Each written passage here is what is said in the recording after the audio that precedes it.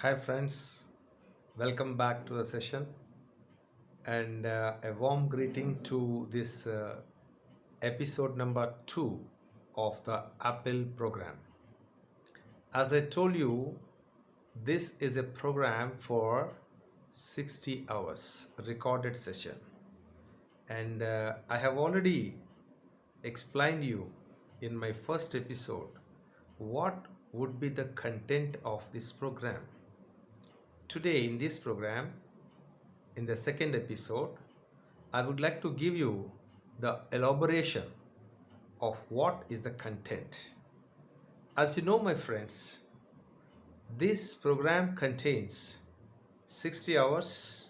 You all can listen, do the work, whatever I give you according to my protocol, and the free material I send to you through my app. You have to follow it, listen, do work, repeat it as I recommend you. Now, the first one, as I told you yesterday, is spoken English part, right?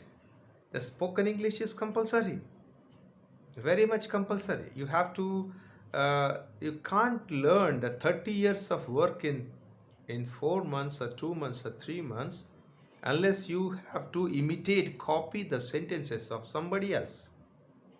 There is nothing wrong in copying, right? There is nothing wrong in copying. So make it a habit of copying. Copying is not wrong. Copying in the examination is the wrong.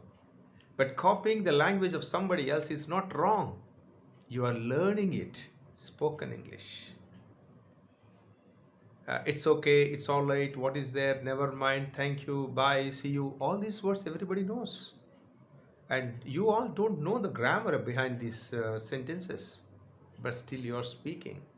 So, what we have done is we have gathered nearly 120 sentences which are commonly used by most of the speakers in 12 different packages.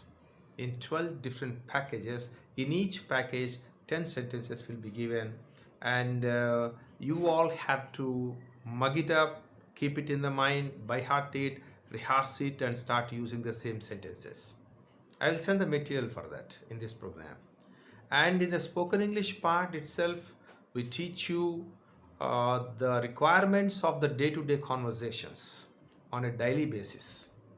Suppose you go to you go to a market, you go to a shopping complex, you go for shopping, you go for any other work outside, railway station, bus stop, banks, airports, and all these situations. You received a call in English, then you must be able to answer that, talk to that. For that, you don't have to wait for the completion of the entire course. You have to learn certain things which are commonly used by most of the speakers, right? This is a part of this program, spoken English. Of course, it will not be taught every day. In some recordings we go for this. Take for example, in a week, there may be 6 hours. Out of 6 hours, 2 hours will be spent for spoken English part. Learn that, imitate that, try to use it. Is a ready-made garment. So spoken English is nothing but a ready-made garment.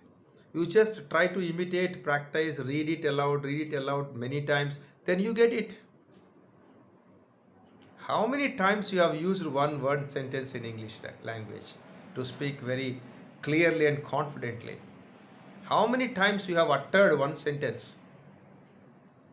Where are you going? What are you doing? How are you? All these sentences you have uttered hundreds of times. You have listened hundreds of times in your life so far. That is why you are able to speak well, right? If you can do the same with the remaining essential sentences and words also, you can do it with comfortability. With a lot of comfort, you can do it, right? So I have designed a beautiful program, spoken English, which includes right from the small words, small verbs, and the request forms, advice forms, permissions giving, permissions taking, and the commonly used words in English language. All this is a package of spoken English. That is the first point. You must keep it in mind. The next thing is grammar. See, yesterday in my last episode also I made it very clear. Don't be confused. Don't be scared of listening to the word grammar. Grammar is essential when you want to walk correctly in English language. So what do I teach in grammar? Suppose if you don't learn grammar, okay, fine. You can speak in English, no problem. But grammar helps you learn English faster instead of waiting for many months and years. If I teach you this is the way, this is not the way, you go on the right way. You don't know most of the cases. The people who are speaking already in English language, they do not even know where to use have, has, had, to or to be, or verb third form, or being, or had been, has been, in, on, for, to, by. A lot of confusions are there. Take for example, 99% of the people say, I went to picnic, I went to picnic. I went to picnic is not correct. I went for picnic is correct. Because picnic is not a place, it is an activity. Right? So when grammar is taught, so don't use the word to for picnic, use the word for. I went for picnic, I went for shopping. Shopping is not a place. Shopping is an activity of going shop to shop and buying whatever you want. But when you say shop is a place, I went to shop for shopping.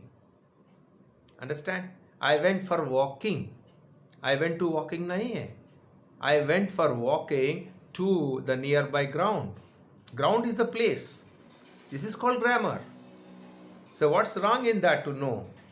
I can tell you one example which I always remember, and I cannot forget the example.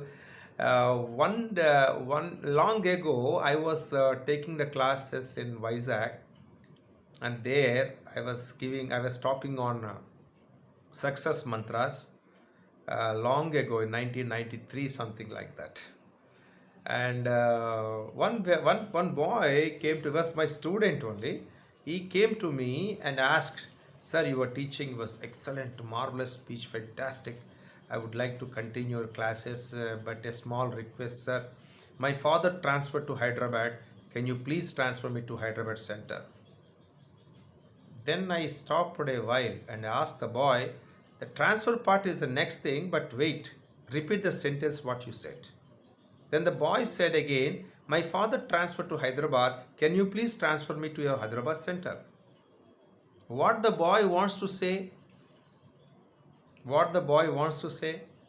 My father transferred means మా నాన్నగారికి transfer అయ్యింది అని చెప్పాలనుకుంటున్నాడు. కానీ వాడు ఏం చెప్పాడు అక్కడ? మా ఫాదరే ట్రాన్స్ఫర్ చేయబడ్డ, మా ఫాదరే ఎవరినో ట్రాన్స్ఫర్ చేశారని చెప్తున్నాడు.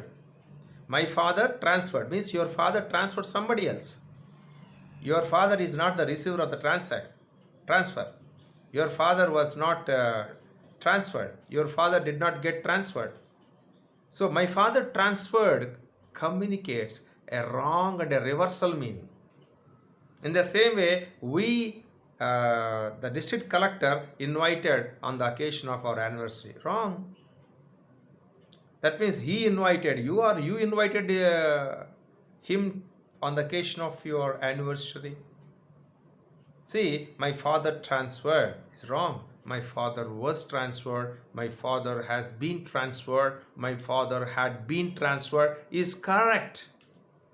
This is called grammar. So what we teach in grammar is what is most essential for your communication.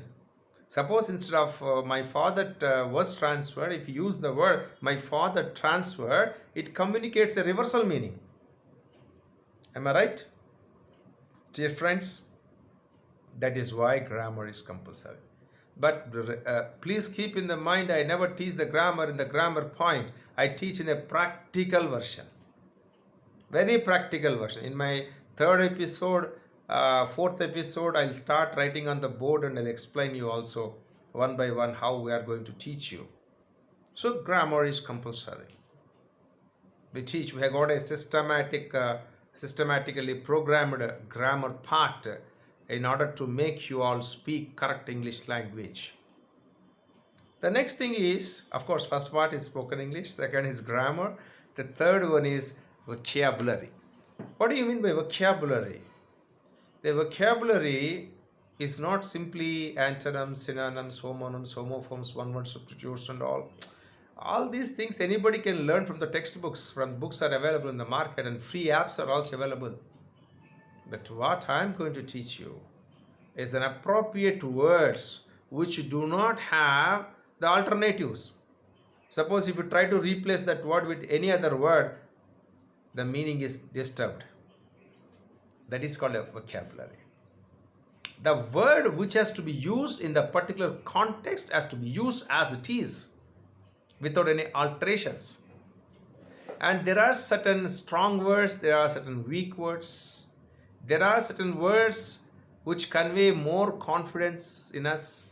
There are more confident words, less confident words.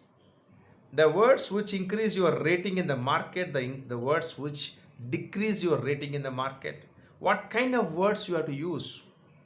This is the vocabulary which I am going to teach. For example, there is a word called, everybody uses the word, I promise you I'll do it. The word promise. The word promise is a personalized word. Is a personalized word.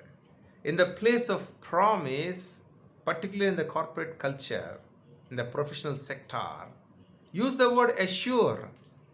I assure you I shall complete the work by tomorrow. I assure you. The assure is a professional word, but promise is a personalized word. It's a stronger word, that is. And I can tell you one more example. The Constitution of India has been changed. The word changed is not the right word there. The Constitution of India has been amended. Amend is a right and appropriate. It is a irreplaceable word. You can't replace that word with any other word. Right? In the same way, I want to share with you an example which has happened. Example means happened only, right? The things which have happened are called examples. Friends, long ago, a decade ago, 10 years ago, and I was the panel member for various companies to interview the students on HR rounds and their English language and their communication skills for some companies. One of them are Tata Groups. They're not Tata, Taj Groups, I'm sorry. Taj Groups, sorry, yes. Yeah. So all the students, freshers have been invited for the personal round of the interview. It's called HR round. See, generally in the HR round, we have different questions. From 10 different domains, we ask a number of questions. Maybe the domain on the personal data, the domain of education, experience, salary, strengths and weakness, goals, objectives, and appointment, joining report. So on various domains, we ask number of questions in order to get what exactly we want from the candidate. Of course, we have designed a program called, it's a program for interview-facing skills, corporate skills program, separately have designed, and all the people who are appearing for the jobs can happily buy the product. Very useful product. Now what has happened is, one girl came to the interview and I asked the girl, please take your seat. And my first question, of course, tell me something about yourself. She started telling the whole story, episodes, family background, everything, which is of course not appropriate. Got it? And I asked her, what is your basic weakness? I asked her, what is your basic weakness? Suppose if I ask you the question, don't say I have no weakness at all. Saying that I have no weakness is a weakness. Got it? And some people are so over enthusiastic that they say, if I frankly say my weakness, I'll be given a chance in the company. Sir, I smoke cigarettes, 10 packs of cigarettes a day. My goodness, smoking is dangerous. 10 packs of cigarettes is more dangerous. Moreover, it is not weakness, it is a disqualification. And there is a lot of difference between the disqualification and weakness, right? Disqualification means the quality that should not be there in the candidate is present. That means you are not qualified, you are disqualified altogether. Unqualified means you don't have the sufficient qualities to do the job. Suppose to do this job you have MBA qualification, you don't have MBA, you are unqualified. You have MBA, you are qualified. To do this job, you should not have any police complaint against you. You have a complaint, disqualified. But here I am talking about a weakness. I asked the girl, tell me something about your weakness. Then the girl said, sir, I am very sorry, sir. I am very much short-tempered.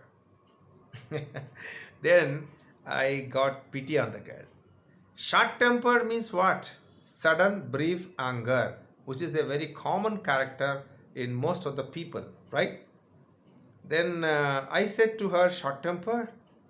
The moment you listen to the word short-tempered, there is a negative vibrations coming from the word, right?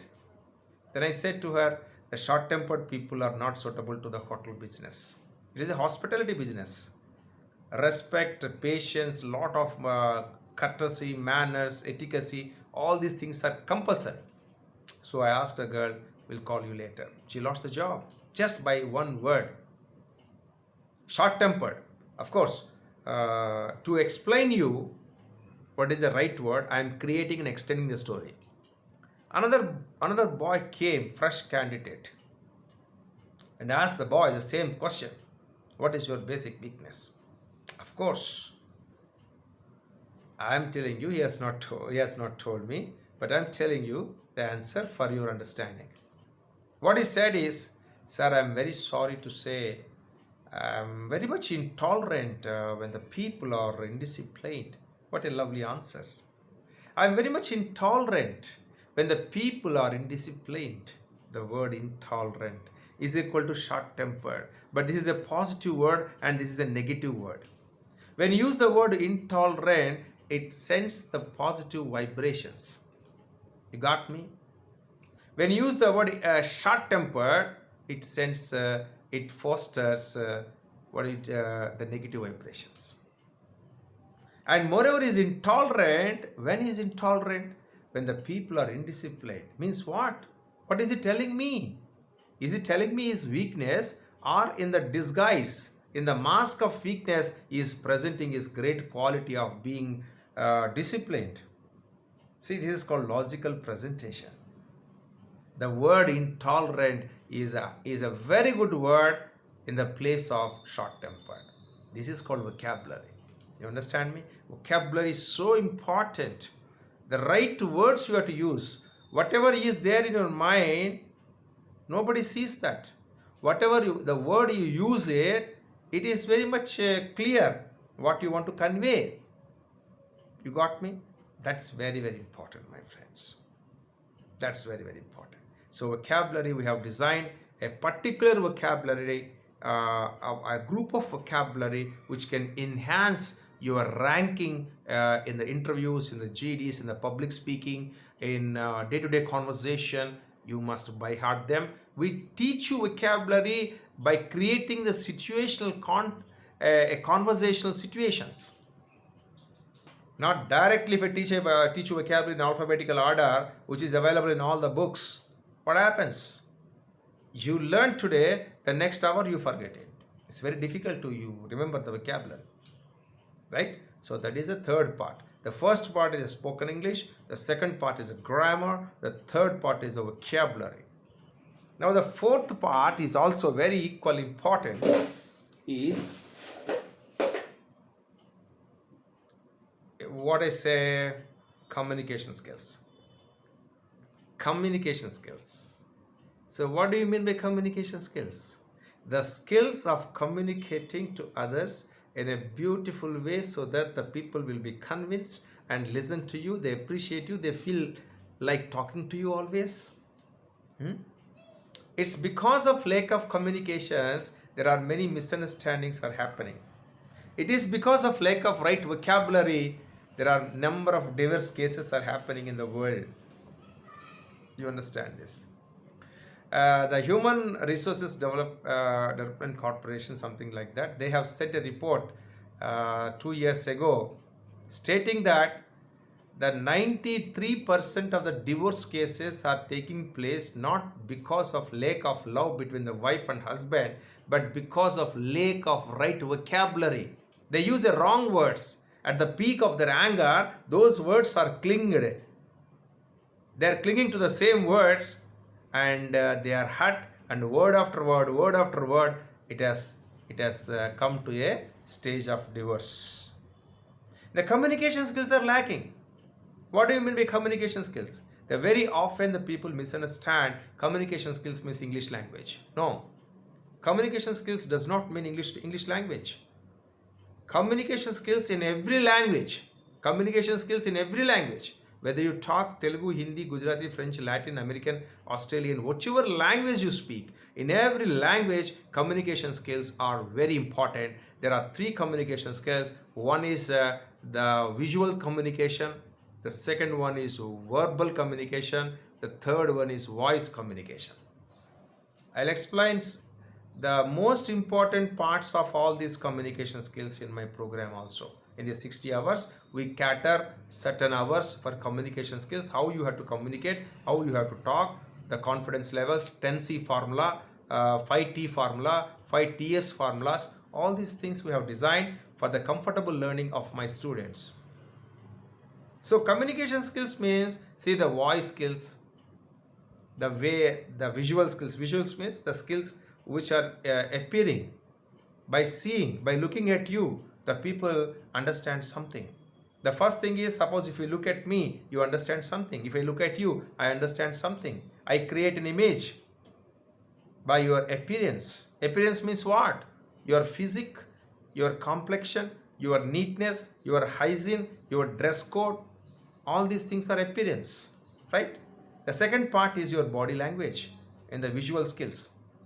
How you are seated, how you are standing, how you are smiling, how relaxed you are, how you are shaking your hands, what are the bad habits of all number of things are there, number of communication. My friends, I'm telling you, even without your knowledge, you are communicating what you are communicating 80% of what you are without your knowledge.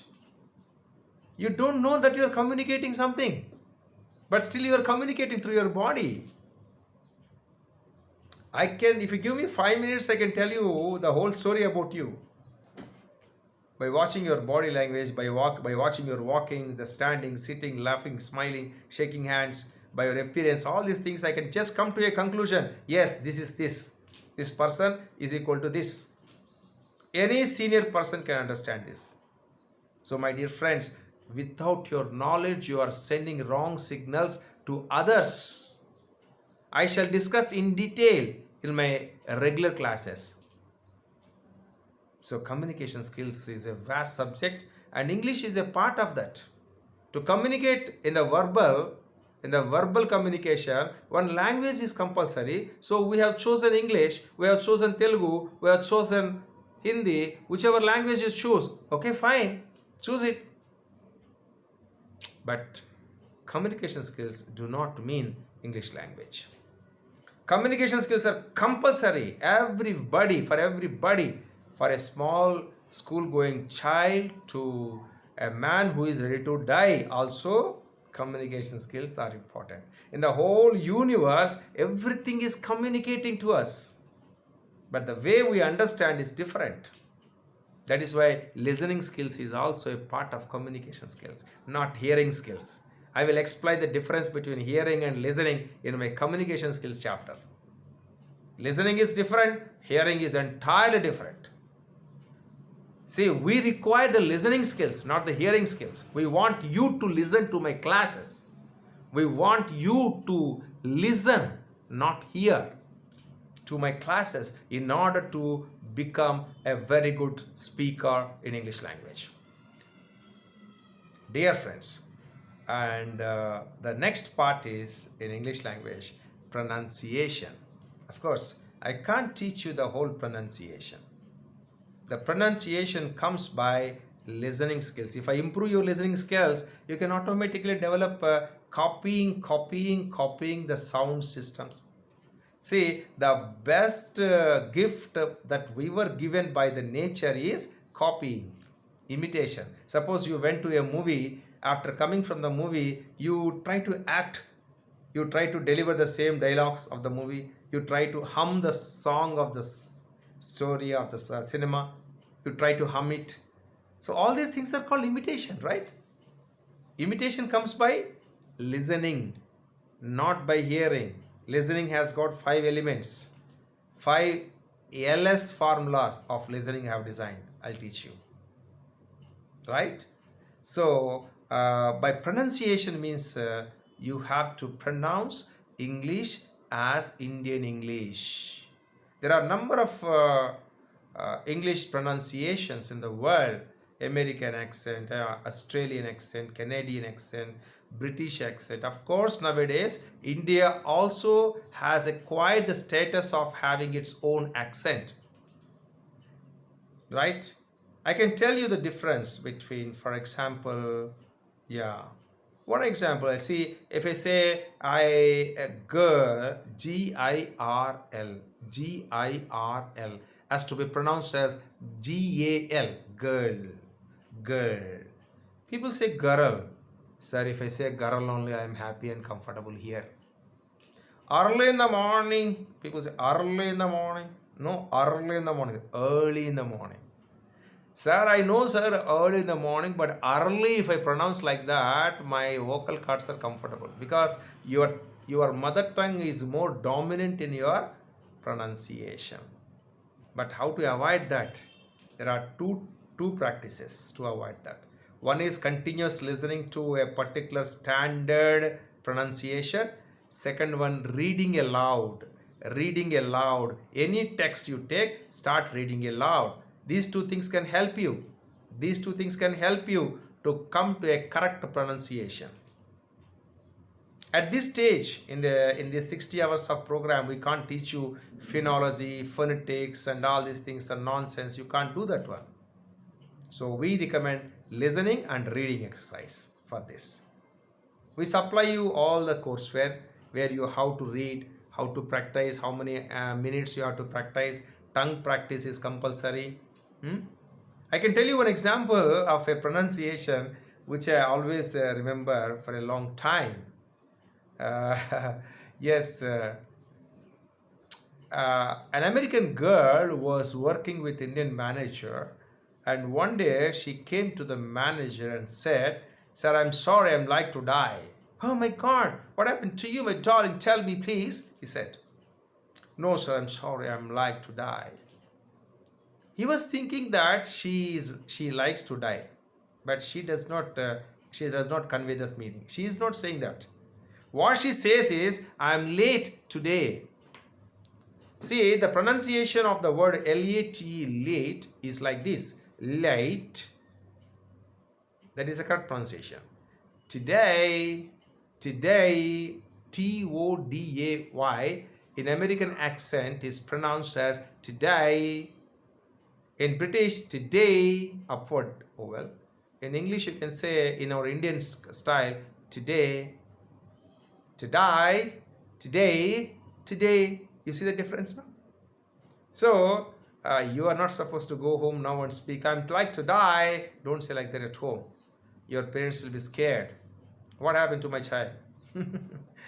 Okay, now pronunciation practice will be done by audio clipping, listening practice, and reading practice. For listening practice, we send you hundreds of audio clippings with the transcription, and for the reading practice, we send you more than 600 stories from various sources. You can read that one aloud. And this is the entire program, dear friends. Apart from this, we motivate you all, because people say, "Sir, to do all these things we have no time at all." It's a nonsense. You don't have time is wrong. Everybody has 24 hours. The Prime Minister has 24 hours. I have 24 hours, and you have 24 hours. Even this 24 hours, the busiest man in India Narendra Modi is reading a newspaper and doing exercise in the morning. That means he knows the time management. He has the same time. Similarly, you don't have time management, you have time. Manage your time. One day I'll teach you how to manage the time management skills.